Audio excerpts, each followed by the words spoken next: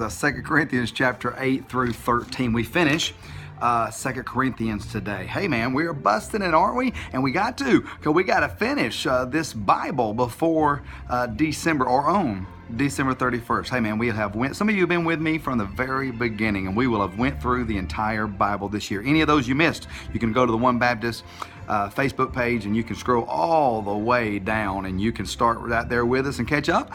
You can certainly do it on my own personal page, but that's going to be a little harder. Or you can go to our YouTube page, and you can see every single one we've ever done, and that'll wrap around for next year. Okay. Now, all that said, I want to encourage you to go. I love 2 Corinthians. I've preached through this book, a very, very practical book. To me, all of it is needed. Of course, all of the Bible is needed, right? But I mean, man, this just gets you right where you're living. Not only what we need to hear, but what we need to be living out, so that others can hear our life speak that word. And I pray that we're doing that. Now I want to spend just the balance of my time here talking to you about, and let me say, good stuff in the Devo today. Don't miss it. Don't miss that whole God's riches at Christ's expense thing. You say, what is that? Well, we'll go to the Devo, onebaptist.org/devotional, and look at it, and you'll see it. But anyway, I wanted to bring up this word. This word is called willing. You saw that in the header, right? Willing. Did you know willingness changes everything? Willing. We often say stuff like this, like, hey, look, as far as ability, the only ability that God needs from you is dependability. We so often, you'll hear religion. Religion will make so many demands on people.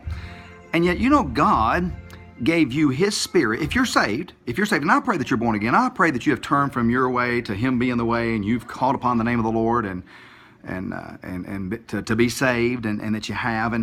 But if so, listen, this Christian life that God doesn't expect to be lived on Sundays and maybe Wednesdays, but no, every single day we are to yield our lives as living sacrifices, as it says in Romans chapter 12, right? So that God can take this vessel and He can use it for His honor, that we can represent Him as His body. All that He was in a body, He desires that we be that, and I'll speak to you about that when we get to Ephesians. But all of that said, no matter what the commands, no matter what the demands are on life, demands, not demons, but of life, all those things, the expectations of the Scripture that are there, certainly, and they do bring an imposition in your life, in the fact that, hey man, you need to respond to this, you need to be obedient. Listen, all of that can really boil down to this: are you willing? Well, man, I'm just not able to do this. Man, there's no way I could do this. There's no way I could. Look, hey, that's good. You are at a great place when you say there's no way you can. Because God has never desired that you can. He's never said that you can.